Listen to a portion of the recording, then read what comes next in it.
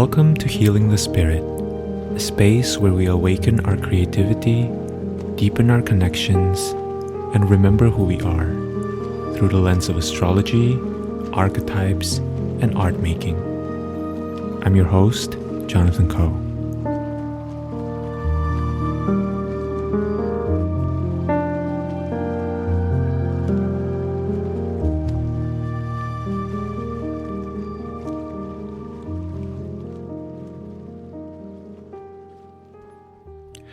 Hello everyone, welcome to Healing the Spirit and welcome to this episode. I am super excited to be sharing a powerful, pretty in-depth conversation with my dear friend Natasha Levinger. Natasha and I have been working together in many different capacities. I've been Natasha's one-on-one client. I've really loved working with Natasha. She's just so amazing. I've been taking her courses, and she's also been on the podcast before. In fact, it's one of the earliest episodes. You can check out episode 6, which was such a fun conversation about energy healing. And we definitely touch on the idea and the concept of inner child healing, which is, I would say, one of the main focus of Natasha's work. And in this conversation, we went even more in depth to celebrate the release of Natasha's book, which happened recently.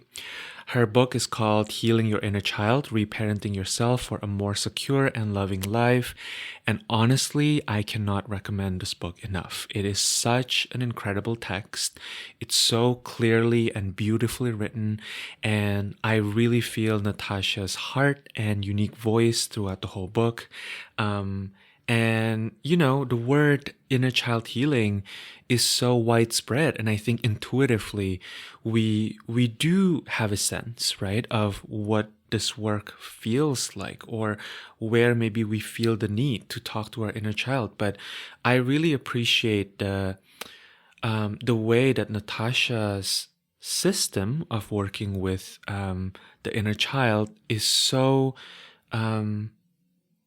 it really helps integrate this work in my own lived experience and in the way that I see the world, in ways that feel really grounded and that feel really practical and approachable. So I'm really recommending you on the front end to go get Natasha's book. I think it's incredible.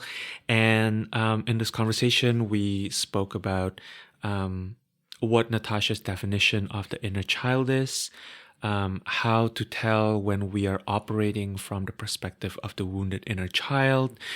We spoke about the resistance that can come up when we're engaging with our inner child, as well as thinking about doing work, right, with our inner child, collaborating with our inner child. And we also spoke about the inner critic and the inner adult. Finally, we also discussed a topic that has been alive for us in our conversations outside of work, which is timeline jumping. And we also spoke about how inner child healing can help us on a collective level. So before I release you into the conversation with Natasha, let me read you Natasha's bio. Natasha Levinger is a therapeutic intuitive, inner child healing expert and the founder of Highest Light Healing.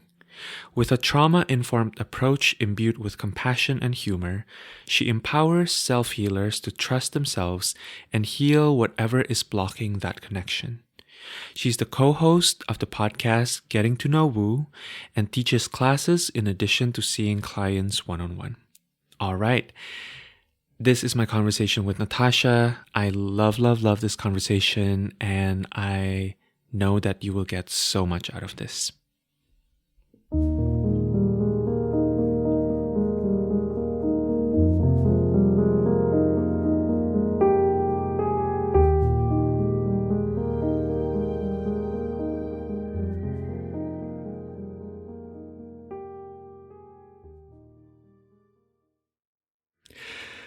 Welcome again to the podcast, Natasha. It is such a delight to have you.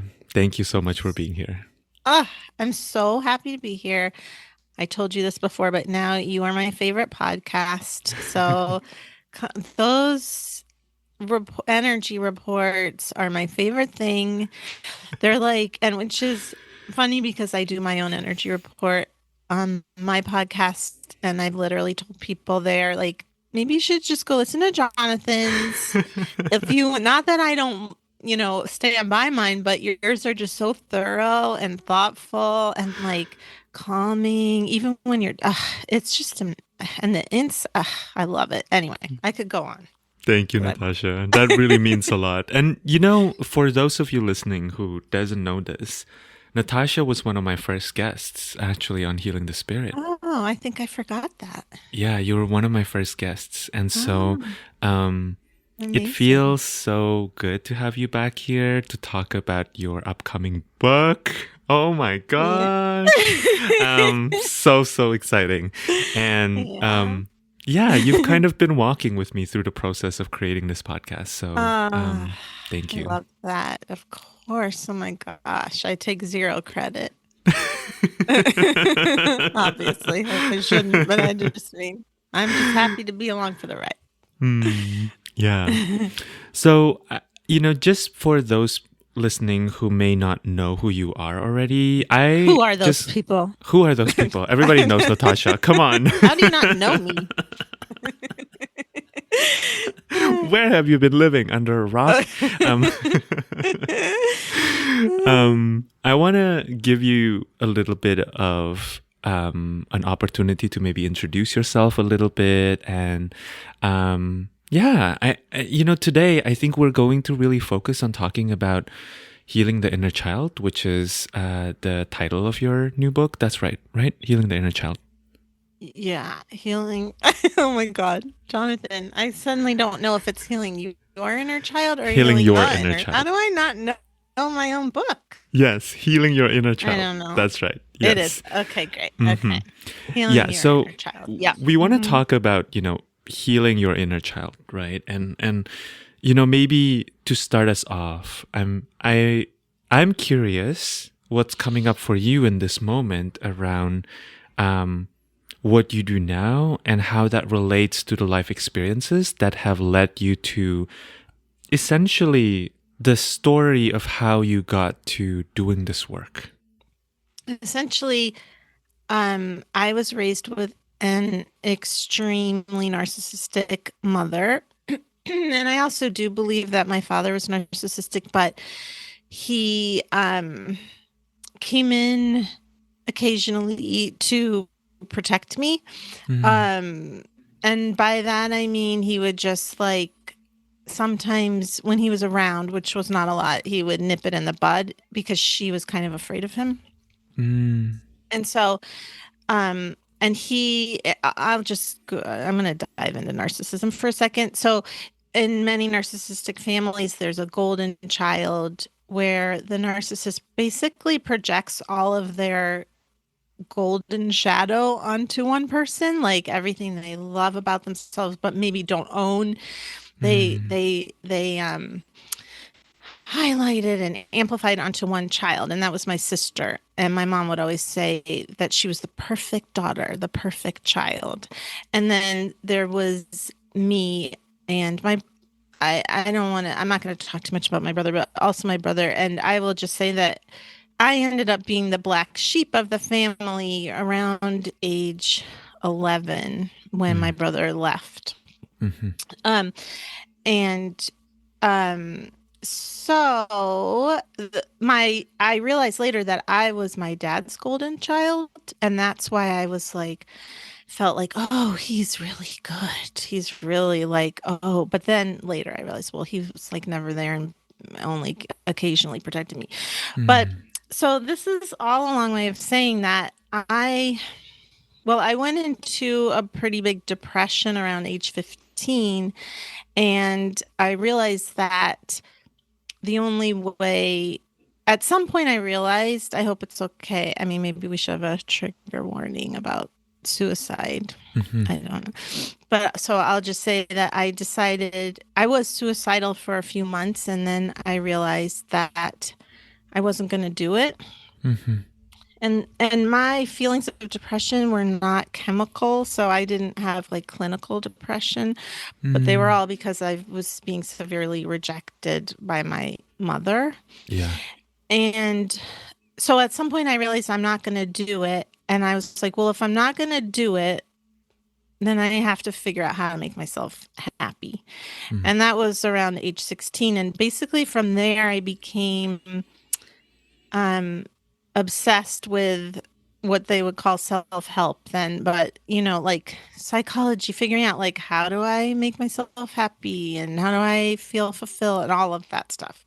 Mm. Um, and so um, um, career-wise, I ended up pursuing acting and writing in the comedy world, and I kind of leapt over the thing. But anyway, it started to work. Like I was able to help myself pretty well. And then I went into another depression at 21. And then I actually found an inner child healing therapist Mm. um who was helpful. And I actually went to a regular therapist before that. Um and I hope this story isn't too long. I'm trying to make No, it this is somewhat great. interesting. Okay. Yeah, this is Um, great.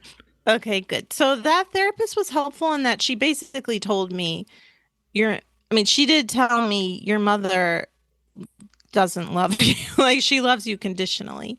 Mm. And Mm-hmm. I told that to my mom, and she was like, well, I guess I do. So she just like agreed, agreed to it after I gave her. After I was like, well, this is why the therapist said that. She's like, I do not. And then once I explained why, she's like, oh, well, I guess I do. That's Mm. how she talked. Anyway, um, which at the time was actually devastating to hear. Mm-hmm. Mm-hmm. Um, but then I learned inner child healing, but I'm not like trying to, I think she was really great, but it was not as in depth Mm. as now. Like there's internal family systems, which is a whole, and maybe that was around then too, but I didn't know about it. And she didn't do that, which is a whole Mm-hmm. system around inner child healing, basically. Mm-hmm. Mm-hmm. Um, and so it wasn't quite enough. And then I learned energy healing. And then when I stopped doing I decided to stop pursuing a career in like screenwriting and TV writing, and realized that I had learned this whole energy healing technique, and I was like, I think I want to do this Mm. professionally because I Yeah. had been doing it for friends. Mostly I've been trading with my teacher that taught me for like 10 years, and then I was like, maybe I just want to do this. Mm. And so then as I started doing the energy healing practice, which was just straight up like I was gonna say traditional, but that there's no such thing as that really in the Yeah, energy true. healing world. Mm-hmm. But it was a chakra healing based it is a chakra healing based energy healing system. And I would see the inner child, which is not something I was taught, but it just Mm. like kept coming up, like all these inner child beliefs, pictures, systems. And Yeah. then I was like,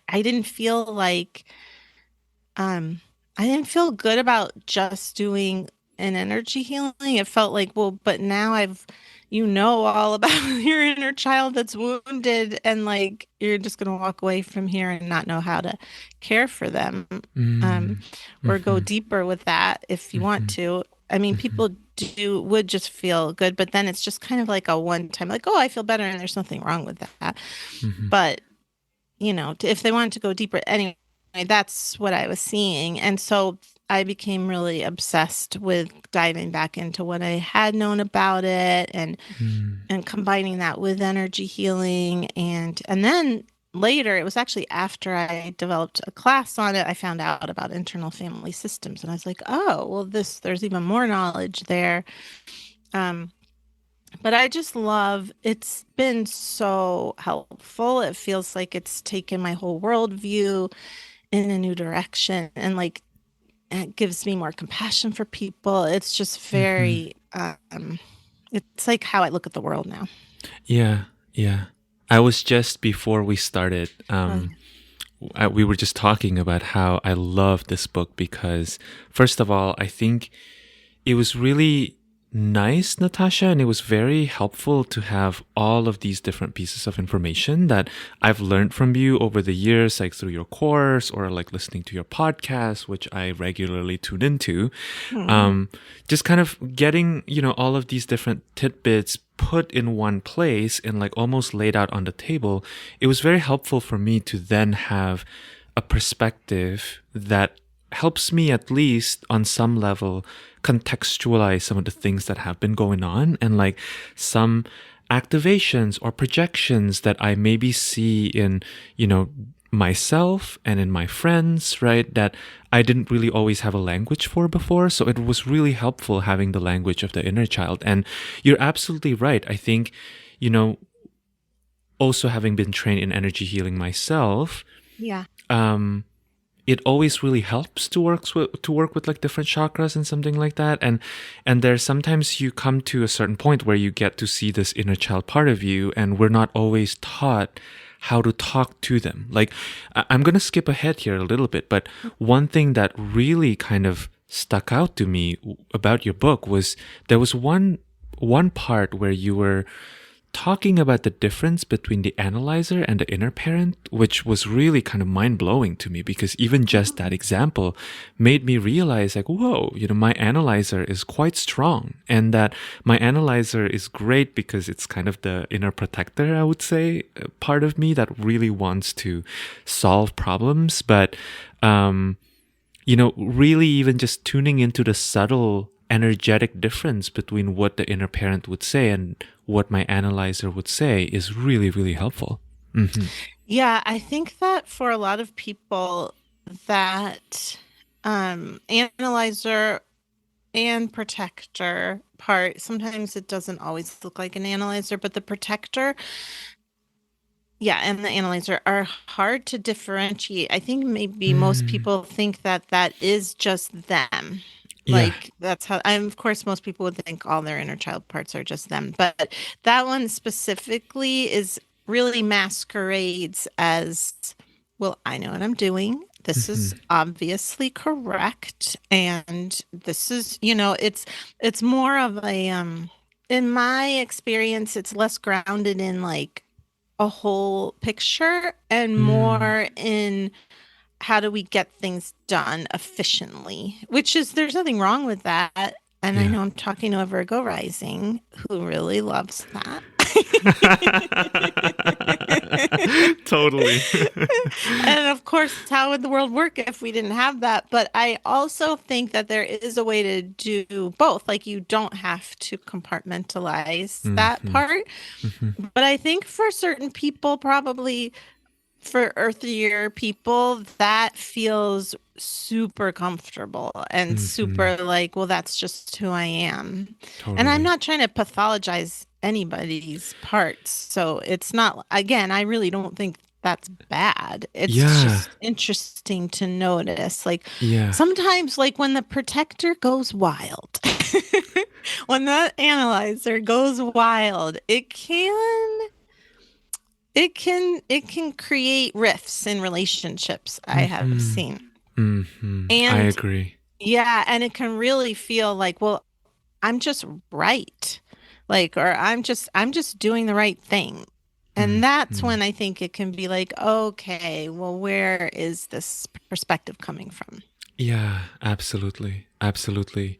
Yeah, and I think another thing that I really love about your book is that you made it abundantly clear, at least to me reading it, that the whole point of doing this is not really to the point is to clearly label, not to pathologize, but to know how to work with the different parts, right? And Yeah. so my first question, I think maybe this is where we should start before we go further, is I'd love for you to talk a little bit about how you define the inner child, the inner critic, and then also the inner parent. And then I may have more follow-up questions from that, but let's just start Okay. with that, main triangle, because I think from Yeah. reading your book, that was kind of one of my main takeaways is like there are these three parts, right? And they kind of talk to one another. Yeah. Sometimes they merge with one another, which is tricky, right? Hmm.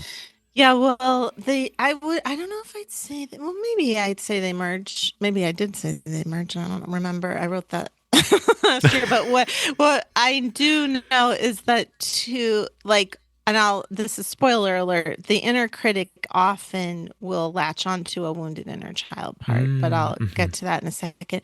Okay. So essentially, who is the inner child? So the inner child is a part of ourselves that's basically stuck in the past in a traumatic event. Or sometimes it doesn't even have to be like super traumatic. It's just something that really impacted them Mm. that you never got a chance to fully process and heal from, or really even just process from. So it can be Yeah. anything, any Mm-hmm. layer of level of trauma.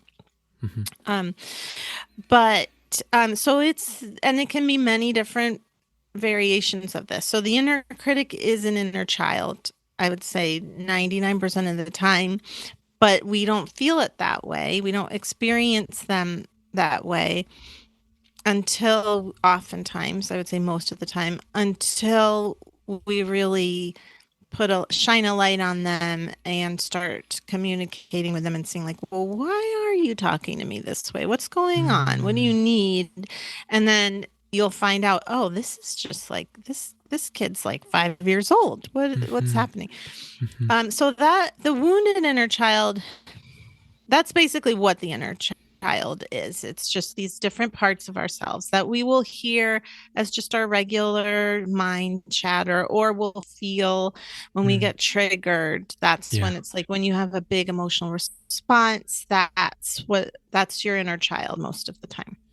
And again, not to pathologize, but also sometimes if we're in grief, we will have a big emotion, and that's not necessarily our inner child. But it's Mm. more like, if you're having like if your feelings are really hurt, Mm-hmm. or you just get triggered in any kind of a way, Yeah. that's the inner child coming from the past, who's living from this past viewpoint, that has this roadmap that and the roadmap is designed to keep you safe. So Mm-hmm. they learned, oh, let's say, for instance, I have to hide myself. I have to be small because if I'm not small, then I will be attacked. Like for me, there was a lot of repression that happened because Mm. my mom's energy was so big and she didn't allow for any disagreement with her. Yeah. So there was a lot of repression. So I experienced my inner when I haven't healed a certain part, I'll experience it as usually contraction. Freeze response is really big over here. Mm. Mm-hmm. um, Mm-hmm. and so that is like the basic wounded inner child. And then the inner critic, like I said, is an inner child. And usually they learned from a parent, either by observing how this parent talked to themselves or Mm-hmm. how this parent talked to them, Right. how to get your attention if if you're not doing it right, or Mm-hmm. they're actually trying to protect this hurt inner child, and they're sensing you're not there, like the inner adult isn't there, and so Mm. they're like, okay, we have to get her attention or their attention. So we're going to really criticize them. And that way we won't have to feel the feelings of that wounded inner child. And that would be dangerous to feel those feelings because there's no inner parent here to support them and make them feel safe and regulated. Yeah. Yeah. Mm-hmm. And sometimes the inner critic is just an internalized parent figure from your life that you just took on that energy. And different people say different things about how often that happens, but in my experience, it's usually the tail end when that happens. Like you've already worked with the inner critic, you've healed a lot of that, and then there's just still, it's almost like a habit or something, like that energy just needs to be returned. Like they aren't completely sure, well, how do I get your attention if I'm not being rude? Mm. um and Mm-hmm. another thing, like how I experience the inner critic now at this point, because I have really good boundaries around mean self-talk is I'll just feel like a vague sense of like I'm not like it just feels like bad. Mm. Like, Mhm. there's something wrong with me. I may not even be able to really articulate that, Yeah. but it's just this feeling. Mhm. And I've since realized it's like, oh, this is like the inner critic knows she can't like yell at me, but she's just kind of like, "Bleh. Mhm. Well, you're not good." so Yeah. so then the biggest part and the most important part is the inner adult, or in IFS they call it the self with a capital S. And Mm. the more familiar I am with this part, it feels like, yeah, true self. Like it can even be higher self. And um, it's just like this most expansive version of yourself.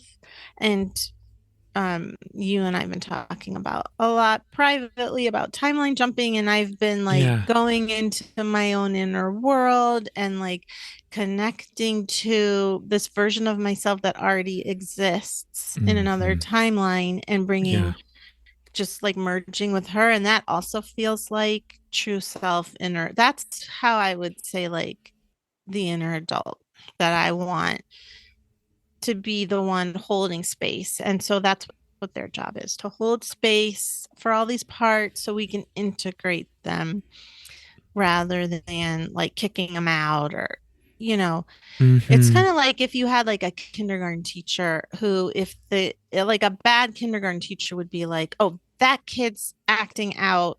I mean, also they don't have as much time, but we'll just say they have time to talk to this child. Then, and rather than like being like they need to leave, they're expelled from this classroom. They're like, oh, Timmy's acting up. Let me bring him over and see what's underneath that. That's kind of the Mhm. energy of that inner adult that you want. I always say you want it to be the loudest voice in your head.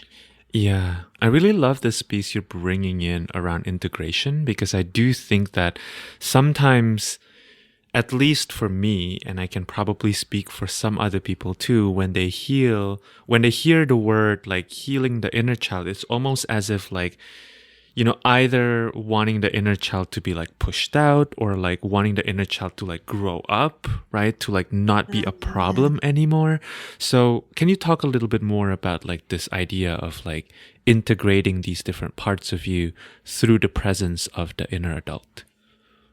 Yeah. Well, just as you put it that way, it just reminds me of like, I don't know, capitalism and Mm, culture where it's like yeah. there's an end goal. Everything has to look perfect and we have to like be a well-oiled machine and like Mm, no time for children and these little child parts like they better grow up or get out, or yeah. it's like, and this is how we're all raised. I mean, in this culture, at Mm, least my experience, and in the US, I feel like, I don't know, but if it feels like European cultures are a little kinder. I don't know. That made me just idealizing them. I think it's just because they make time for naps. So mm. I'm like, Naps oh, are and important. they get more like vacation leave and paternity, a lot of places. Anyway, Mhm. um, so yes. So the thing is that whether we like it or not, we have feelings. We're humans, and Mm, it's just not possible to get rid of. And honestly, the truth is, even though it's hard to be human and feel things, it really wouldn't be ideal to only be quote unquote happy all the time. You mhm, know, mhm. or like, and it's not possible to be like, okay, I'll be happy this percentage of the time, and then maybe 2% I'll add in some sadness just for flavor, and then be a little excitement, a dash of that. Like we just can't. That's not how Mhm. we operate. We're not computers again. So the best way, in my opinion, to handle being a human Mm. is to bring these feelings in, because it just doesn't work to try to shove them out. And so if you look Mm. at it as feelings as opposed to the inner child, even though that's really what they are most of the time, Yeah. um then if you probably, I mean, I don't know who hasn't experienced trying to repress a feeling in order to, or shove a feeling out in order to get through it. It doesn't work. Mm, And again, I don't think it's not as vibrant, it's not as beautiful a life when we're trying to manipulate ourselves in that mm, way. mm-hmm. And when we bring in the feeling, even if it's like shame, it's we're knowing it more, we're knowing ourselves more, there's information there, Yeah. we're allowing the energy to flow, we're moving with it. When we're integrating, we're letting the energy move towards us and through us, Mm, not through us in order to get rid of it, but just because that's how it is. That's how it yeah. wants to go. Yeah. Yeah. Yeah. And also, I do just want to say that a lot of times the most painful feelings we have are a result of not wanting to integrate them, because Mm-hmm. that's really what trauma is. It's when the feelings and the energy gets stuck. Yeah.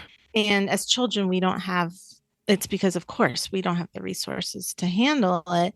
But Mm-hmm. just naturally, that's why it feels so extra, though, because it's in there. So it's like being held in place, which actually amplifies it.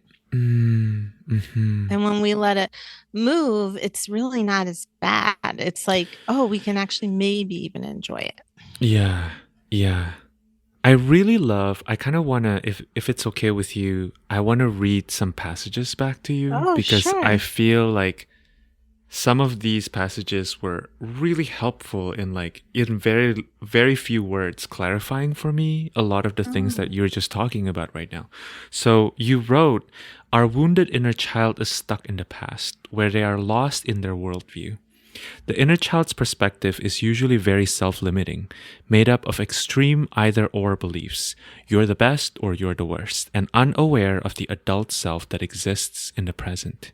When we merge with the inner child, we get lost in this viewpoint, losing sight of who we really are. We go down a portal like the one in Alice in Wonderland, a drop into another world that makes us forget our wholeness and has us thinking we are broken or not enough. Mm. I really love that. I really love that because I think it helps so much for me in terms of contextualizing this tunnel vision that I sometimes find, certainly myself. But you know, the thing is, when I myself is in that tunnel vision, I can't see it, right? I need someone else to help Nobody. me, Yeah. yeah, to help me see it. But sometimes I think it's so helpful for me too, as someone who does this work, to have that language, because sometimes, as I was mentioning to you, you know, in sessions, it's quite easy to see, and, you know, I'm able to really be present with whoever is in front of me. But sometimes when a friend, for example, talk to me outside of sessions, I'm like, what is happening? Because I don't really understand Yeah. why you are living in this teeny tiny little world, right? It's as if like they're living in a hut and I Yes. am, you know, I don't know, a few, you know, not that this is a Outside of it. hierarchy. I'm totally Yeah. outside of it. I'm seeing the whole land and I'm like, what is Exactly. going on, you know? But yeah, it's Yes. so helpful to have that perspective, because then I'm like, oh, I can have compassion that this person's in their inner child worldview. And maybe the first thing to do is to really make sure the inner child is seen. So I really feel like relationally, just reading this book has been really Mm. helpful for me, Oh. because it helps me point out those things that have always been difficult to explain when I'm just walking about in real life, you know? Yeah, well, I'm so glad we're talking about this because, like, first of all, when you're in session, I mean, you're so ethical and so you're neutral. Like, you're in that, Mm, you're basically you have consciously called in that inner parent, basically, or that higher yeah. self. That's who you're connecting to, and your guides, your highest guides, who are that's their perspective as well. So they are very objective. But when we're dealing with people in real life, we get more triggered, and so it's harder to see. But it is wild how much easier, like, viewing people just not just, but like being in their parts. Cause like a couple of days ago, I was meeting with this person and they were late. They accidentally gave me the wrong time and I was totally fine with it, but I could Mm. sense that energy. They were like, Natasha, I messed up. I Mm-hmm. was supposed to be there at this, I had you down for the wrong time. Yeah. And I could feel their energy was like really ramped up. And I just was like, I'm totally fine. And then they Mm-hmm. came, I waited for them. They came. And when they got out of the car, their nervous system was just so activated. Mm. And I don't know why for this person in particular, it was so obvious. They were just like 5 years old. They had messed up. They got in trouble for messing up. Like that was the energy. Mm. Like they were and they were even kind of rude to me actually Yeah. throughout this. They were like trying to point out, like they brought out their phone. They were like, but you said you were going to be here at this time. And normally I feel like I might have gotten activated, but because I've been doing this work where I've like consciously really bringing in this true self a lot, like I've Mm. been so fucking focused. I hope I can Yeah, swear of on here. course. Yeah, yeah. Yes. I've just been like, it's my life passion right now. I'm like, this week I am combining with that true self. And so I was so centered in that moment. I was just like, oh, I had Mm. so much compassion for her Mm-hmm. because I could just see, like, oh my gosh, your sad little inner child thinks she messed up, Yeah. but like we'll get Yeah. in trouble. So yeah, it is really helpful. And yeah, and also just my husband has been saying this to me a lot lately. He's like, I've just been seeing people's inner child everywhere. Like it's like I can tell when they're sad or whatever. It's a Yeah. really more compassionate way to be in the world. And Mm-hmm. also, but with yourself. That's the great thing. It gives you compassion for yourself. And Yeah. then that filters out to the world. Mm-hmm. Mm-hmm. I really want to talk about this whole timeline jumping conversation that Oh we've yeah. been chatting about. But before that, I kind of want to Mhm. talk a little bit about the resistance to doing inner child work because you mentioned it Oh, briefly in your book. And I think it's oh. really, I don't know, I haven't really heard it talked about in this way. And I'm so glad to read your words talking about it because it feels very Mm, true to me. So there was something that you wrote here. I'm going to probably read a couple quotes. The first one is okay. you said, even if your reaction is rooted in trauma, you still have a right to be upset. All feelings are valid. What's not okay is when we blame other people for those feelings, especially when the pain is coming from an old wound, in parentheses, the inner child, and we attribute the full weight of what we're experiencing to the present argument, which I think is exactly what you were just sharing. And Yeah. there was something too where you were saying something about how people have a hard time sometimes dipping into this work or kind of taking this inner child healing work seriously because it sounds like cutesy or it sounds vague. And yeah, I'm curious to hear a little bit about your experience working with people who may be resisting, even knowing that this is an inner child part of them. And, maybe I'll share a little bit about my Yeah. experience. My experience was that, like, I think there's a part of me that feels a little embarrassed that the inner child is in the room. That it Oh, almost feels like, oh, but I interesting. need to be an adult. And I think I realized that too as maybe like a bit of a trauma response, right? Because, Yes. you and I and our mutual friend Britton have been talking a lot about this idea of being the golden child. I Hmm. definitely have that template as well. Mm. And like, it's almost like I feel like the pattern that the person who used to be a golden child tends to struggle with is feeling like they can't show their vulnerability, or if they show any sort of weakness, then they're kaput, basically, Yeah. right? Yeah, because So that's their worth. that's their worth. And it's like, I don't then want to be like the black sheep. I need to like No, don't want to maintain be my me. That's bad news. You avoid it. yeah. So what are your Mhm. thoughts about like the resistance, or what have you seen as some of the resistance that comes up when you talk about healing your inner child with people? Yeah. So truthfully, I personally don't hear a lot because I think that I have just filtered out. I'm just like very clear that I'm not interested in convincing anybody. So from that perspective, Mm, I don't really talk to. I'm sure I know it exists. Again, I come from the comedy world, which I I do think it's a lot of like there's some snobbery about, mm, and it's like the mhm. butt of a joke or something like that. Yeah. I know that exists, but I don't really talk to people about it in that way. But what I have heard, I haven't heard what you just said, and that makes a lot of sense. And I Mm, have a lot of empathy for that because it does, like, this idea that we're children. Nobody wants, as an adult, well, most people don't want to feel like they're acting like a child. That's an insult, right? mhm,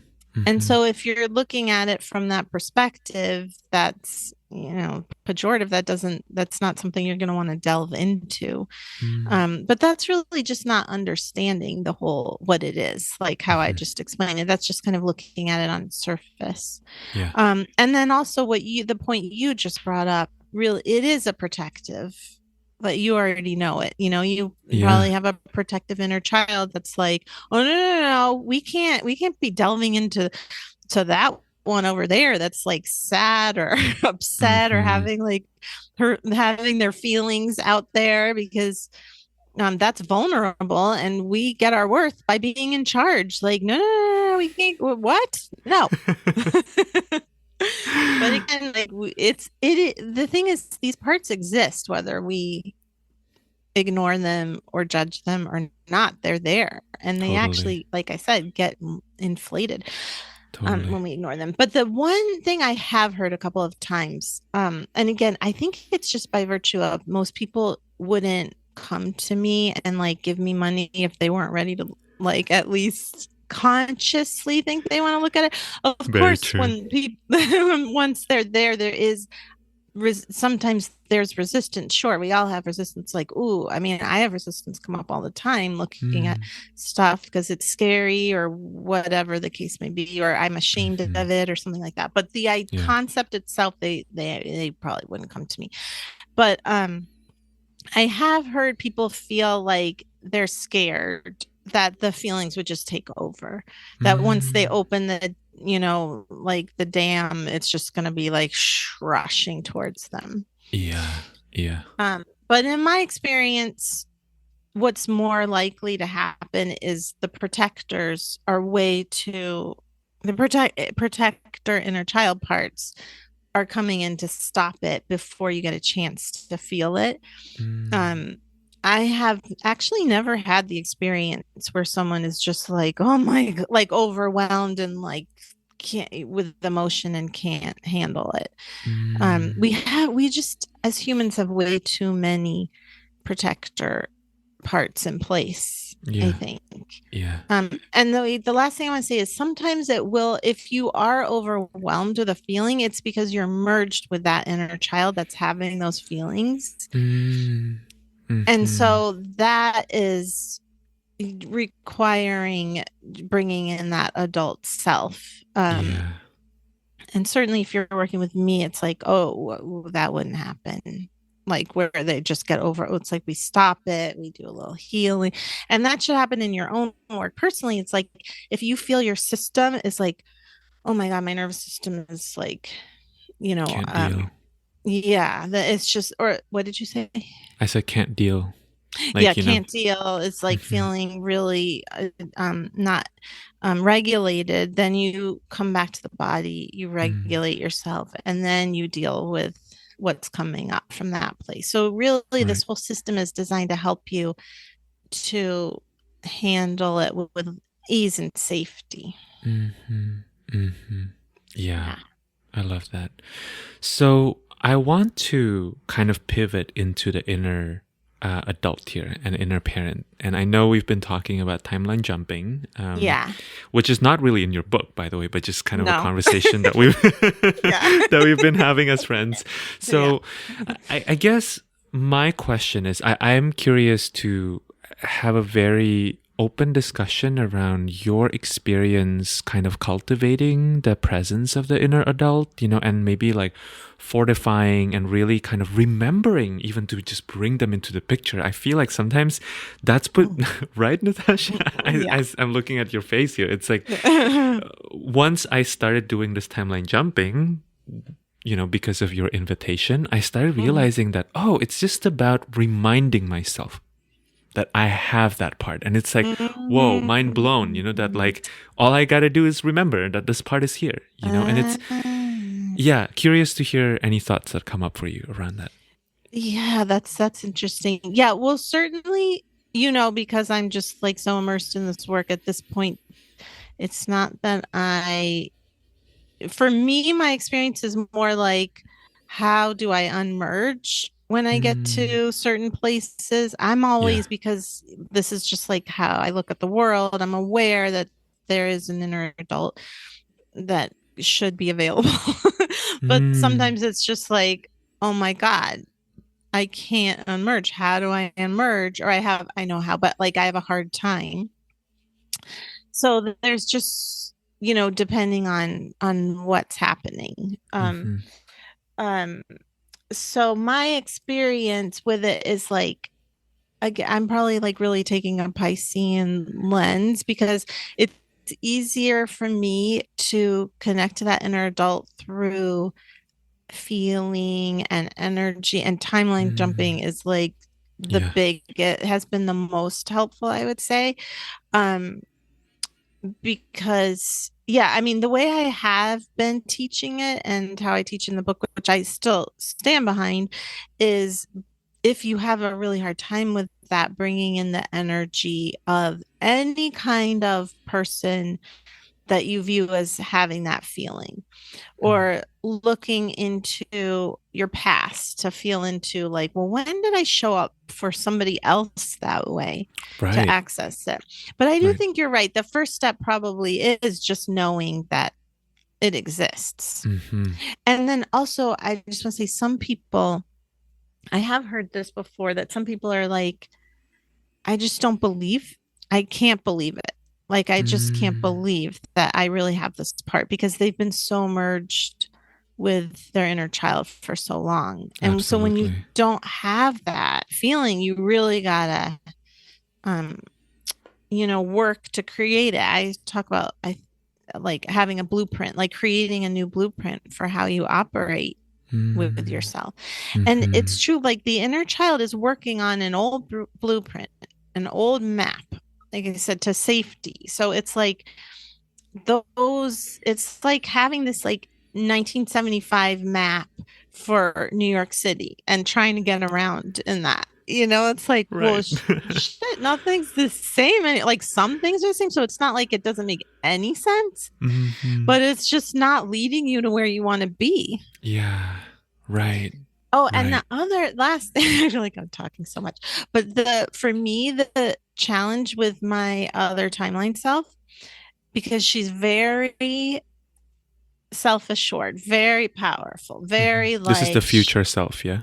Yeah, well, I think of her as, I'm gonna stop. I don't like to think of her as future, because I just like to think of her as me in like maybe a parallel universe. Like she's just in another timeline, but she's also here too, because I've been merging with her. But yeah, is that like this belief that like, do I really get to be that powerful? Like, is that really for me?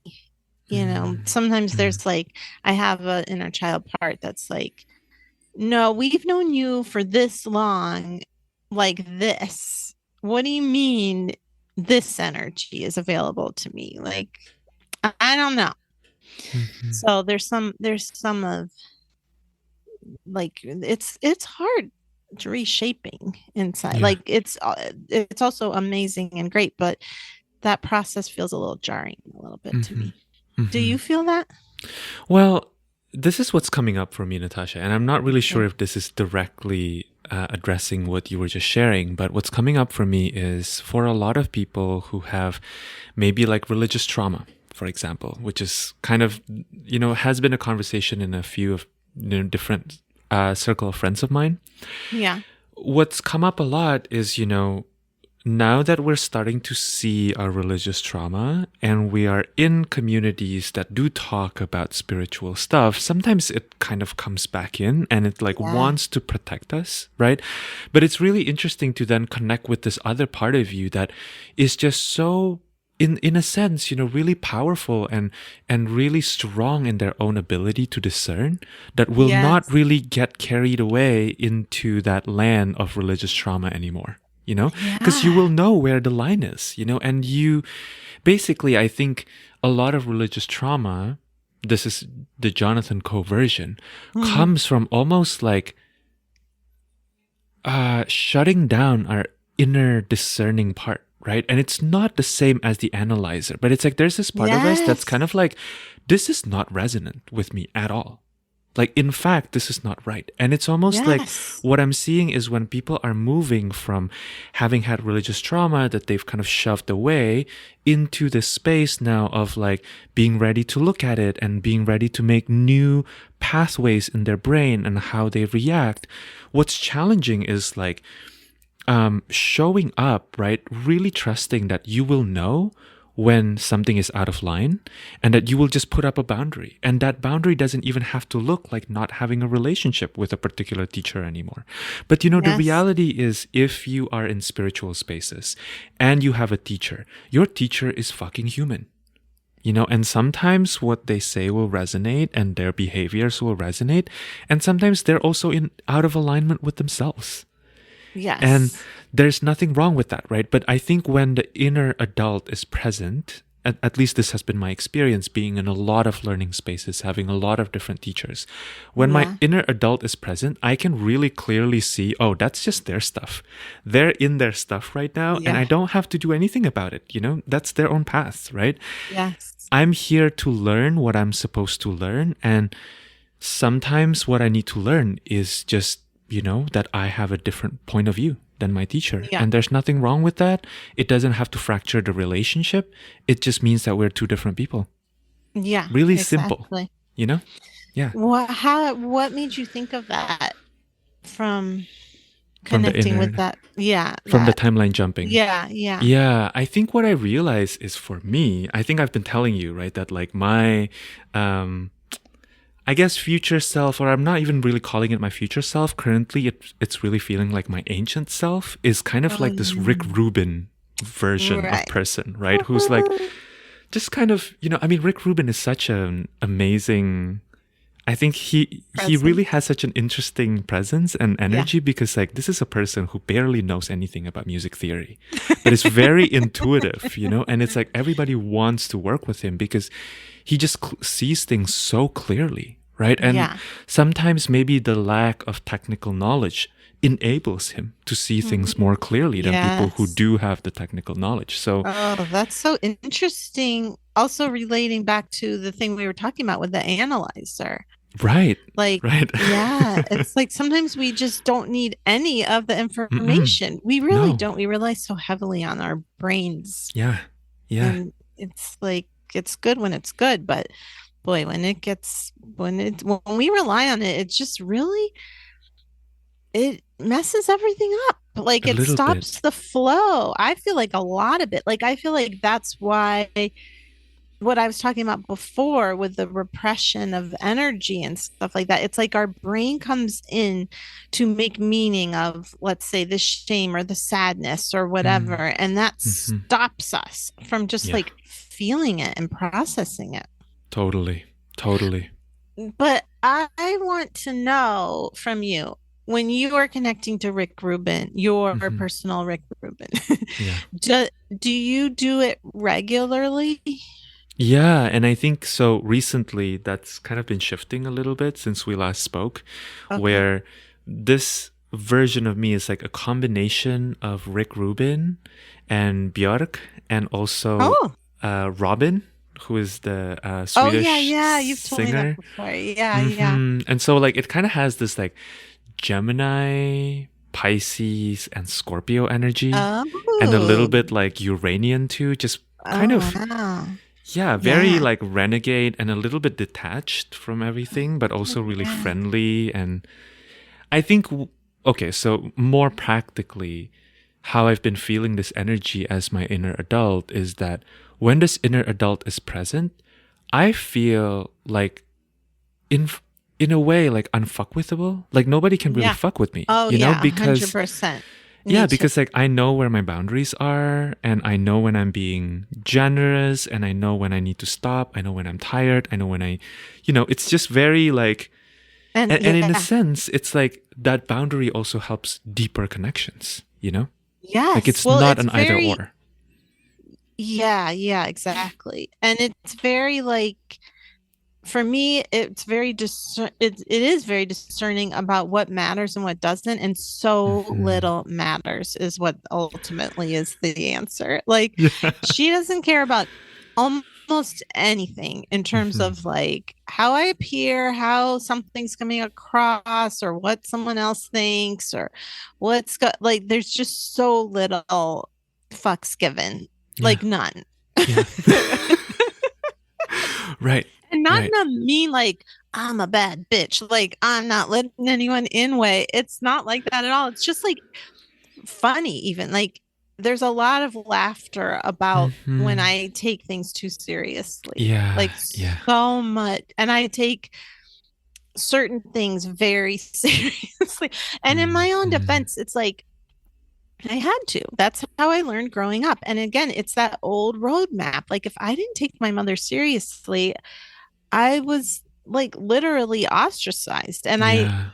I was multiple times. She Hmm. like stopped talking to me, and so I mean, eventually I set the boundary, but I mean, as a child, Yeah. so like there that comes from I say that with compassion for that part of me that's very concerned about like, oh no, like for a while it was very focused on social media, like, Mm-hmm. and still is. It's getting better, but anyway, the point being, like, this real version of myself is like, when are we going to throw out that old roadmap? Like, this just does not apply. It does not matter. It's not interesting. It's actually very boring. Like, who Hmm. cares? Let's just Hmm. go live our life, create what we want to create. Like, let's not weigh the scale so heavily on what someone else is going to do or think. Yeah, yeah. You know what's coming up for me through this Yeah. conversation, Natasha, is I feel like what's been really helpful about bridging our current self maybe with or maybe fortifying our relationship with the inner adult through doing timeline jumping or whatever you want to call it, future Yeah. visioning, right? What I've found really helpful is that the feeling for me is kind of like, when you think about someone that you used to have a crush on, like when you were 12, and you remember the intensity of that crush, but then you look at the Yeah. picture of the person now and you're like, oh my gosh. It kind of feels like that. It's like a little bit like, Oh, I oh, but love I'm like, that. I'm over it, or like you can still Yeah. see that person and you're like, okay, that person's cute, but like, Yeah. would I upend my whole life and like leave everything behind just for this person? Absolutely not. No. Why would I do that? That doesn't Yeah. make sense. Yeah. Yeah, I really love it because it really does feel, it almost feels to me, this is going to sound weird, but like when I talk to dead people and like even my mom, for instance, who has passed, and Hmm. Hmm. her ego died, and she's actually, we get along great now. It's always my joke. I've never gotten along better with her since she died. Um, but like, yeah, it's like it reminds me of the egoless spirit. Hmm. Hmm. It's just, and our inner child is part of our ego. That's the Yeah. thing. It's like all these parts are our egos. And so we don't want Hmm. to, we've also talked about spiritual bypassing, and we don't have to go heavily into it, but there is this dance between bypassing, we don't want to bypass what our inner child is feeling, Mm. and at the same time our inner child, our wounded inner child, feels fortified by having this connection with this true self of ours. So when we Hmm. connect to it fully, that helps them. Yeah. And sometimes we do need to pause and be like, okay, from this place, what do you need from me? What do you need to hear? And like, and feel all those feelings associated with it. We do Yeah. sometimes, and sometimes we don't. Sometimes we just need to be like, hey, can you see what's up? were amazing. Like, we don't need to worry about Yeah. that. And then they can feel that energy, and then they're like, oh, okay, I can throw out the map. Yeah, okay, Yeah. got it. Yeah. Yeah. I love that. I've been thinking a lot about this idea of holding the past lightly, actually. Oh, I like that. Yes. Yeah, because I do think that, it's really interesting how our brains, right? And I think, this is us just being cute little humans that we think that, the past is going to replicate itself. I've told you about this part of me. There's this part of me that feels like if I release another music album or something like that, like nobody will listen to it the way that Yeah. nobody listened to my first album, Mm. which is not true. Which is not true. Right. I I was know gonna people say that listen to can't it. be true. Yeah, I listened to it. I know. I'm like, wait, what? Exactly. I know people listen to it, Yeah. but it's like this part of me feels like nobody's listening to it, nobody Yes. cares. Yeah. And it's really interesting for me to like really gently and compassionately challenge that part of myself. It's like you're not releasing the same album. You're not the same person. You have like quite literally I've taken voice lessons since I last released my album. Like my voice is not even the same. Like my Yeah. singing voice is different. So it's like why do you think that all of these different ingredients is going to create the same cake? Yeah. You know? And also 100%. Yeah. There's just so much movement, and I don't know if it's changing like truly energetically. It feels like, I don't know, especially with Gen Z, who I have a lot of I have two children, so I'm very aware of them. I feel like there's such a new, amazing energy with Gen Z, like that they're Mm-hmm. bringing in, and it's influencing our energy in terms of change. Like, just this, and I think, yeah, it's just this idea of like, you don't have to stay in one job your whole life. It feels Mm. similar to that. It's like that kind of energy of like, well, I can follow what I want to do, and then maybe it's going to switch, and then maybe I'm going to want to do this thing. And it's like the same thing looking at what you're just talking about. It's like, well, I'm a different person than I was then, and this is going to change, and I don't have, it's like Yeah. the energy feels more fluid. Mm-hmm. And Totally. yeah, I just hope I just I went into a sad place thinking about Florida and all these Mm-hmm. laws. But anyway, that was the A to C. Yeah. But also, I just also want to say that like that is, and I do this too. I mean, like so much, but coming up with like the who's gonna listen to it Mm. before you're even like recording it or feeling into it, or like maybe even having all the songs developed. We actually Mm-hmm. just talked about this on my podcast, about creativity. It's coming out next week, but it's just Mm-hmm. like having this, like doing the thing because it's what you want to be doing, rather than it's just, again, capitalism, where it's like, well, Yeah. what's the end goal? Who's going to buy it? Mm-hmm. Who's going to Mm-hmm. get it? Who's going to see it? Yeah. Who's going to hear it? And it is, that's like another old roadmap that we can Mm-hmm. throw out. Like, it's not, is that supportive to my whole being to think this way? No. Mm-hmm. Who is it supportive to? Capitalism. If you're like only worried about like who's gonna, I know that you aren't really worried about like money, who's gonna give me money, but still, it's like Yeah. that same idea. I think it's very true. And I think this is kind of making me think too. Recently, I was listening to Amanda Yates Garcia's podcast, Between the Mm-hmm. Worlds, and she was Yeah. talking with Beth Pickens. And they were talking about how, especially for artists, it's really important to do your art because that's your medicine.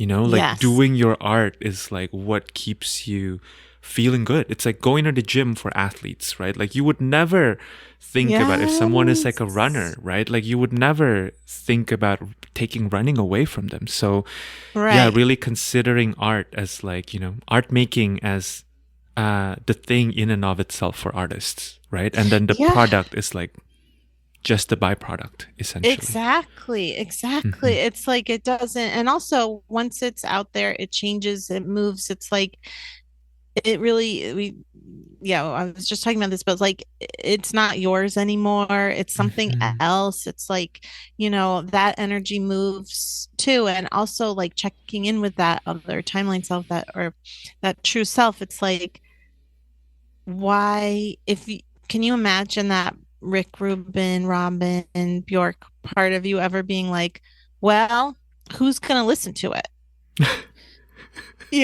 Like Yeah. how many people are going to listen? Nobody listened to your last one, Jonathan. So Hmm. you probably shouldn't do. It's like, are you kidding? They'd be like, let's get started now. Like, let's Hmm. make it the weirdest one yet. Like, like let's Totally. go have fun and bang some drums or whatever instruments you want to. Hmm. Hmm. For some reason, I was picturing some metal instruments that they were banging around there. But anyway, Yeah. like how experimental can we get versus like the other thing, which shuts it all down, shuts your life force down. Absolutely. Yeah. Absolutely. Yeah. So I want to wind us to a close here. And Okay. here's a question I'm interested in exploring with you. And feel free Okay. to redirect. We can also, I have a million questions for you, Natasha. I can go Okay. on forever. But I think what I'm curious about is I, I've heard you mention a couple times in your book about um, systemic oppression and Mm. about, how like sometimes it's not even the inner child part of you. It's just that you've been experiencing racism, Yeah. homophobia, Yeah. whatever, right? Yeah. Religious trauma. Yeah. Um, and I'm curious to hear a little bit from you around how you feel like doing this work. And sometimes there is, right, that like part of us who has been trained by capitalism that can feel like, oh, inner child healing work is so like small. Like there's no way Mm. this can possibly create systemic or even communal change, right? Hmm. What comes up for you when I bring that question up? Yeah. Hmm.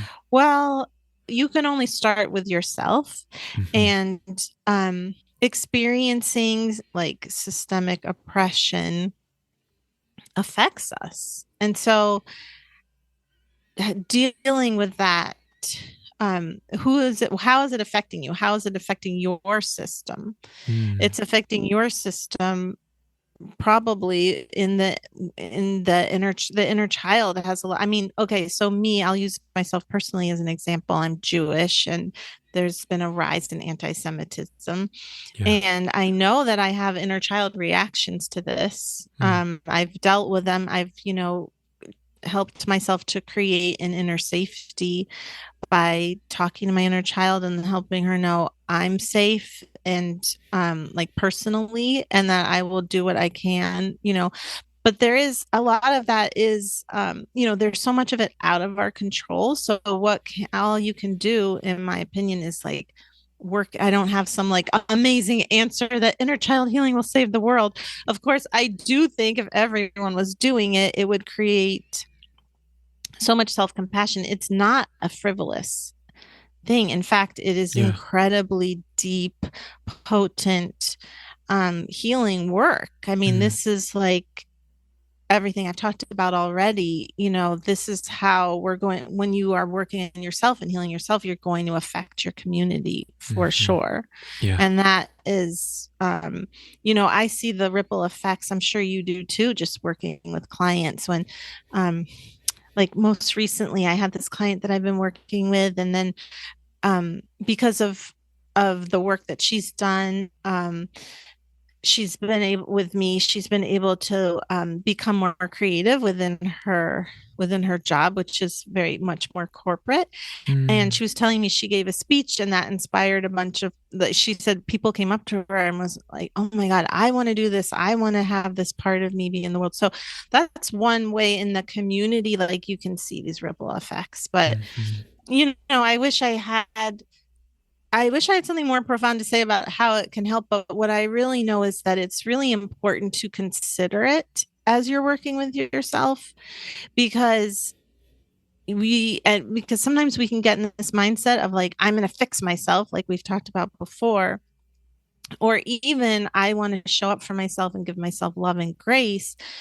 But if we're thinking of it very individualistically, or even within the family, and not taking into account, well, we live in a world um, that we're also feeling all the time. And that's important Mm. just to acknowledge and be aware of. I have two LGBTQ I had kids and like I mean I have a trans daughter and a non-binary child and um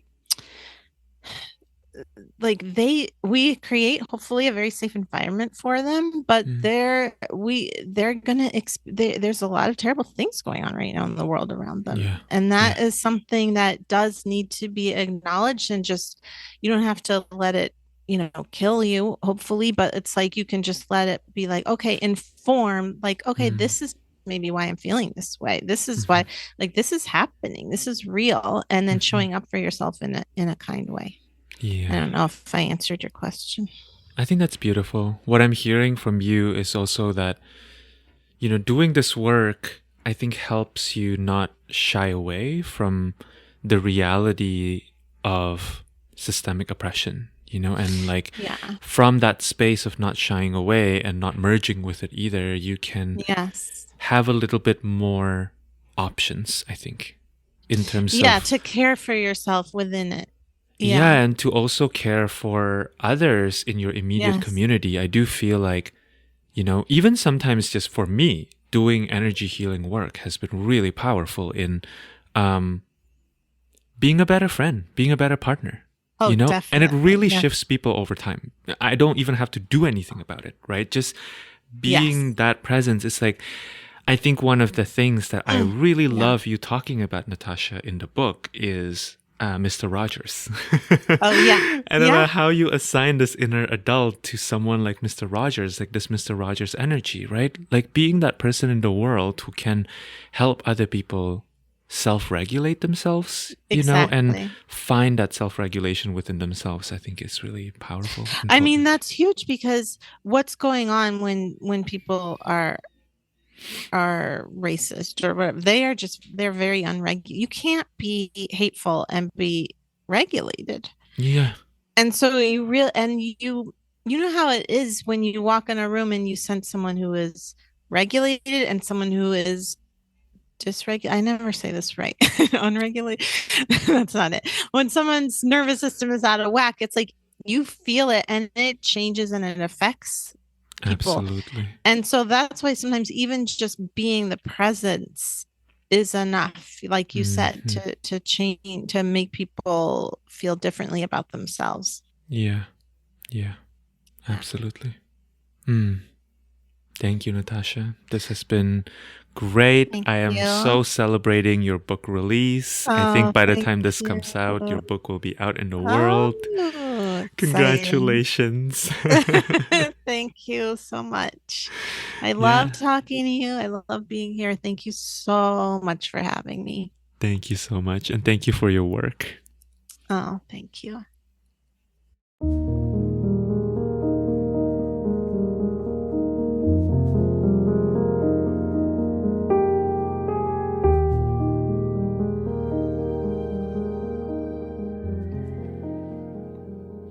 All right, that is it for my conversation with Natasha Levinger.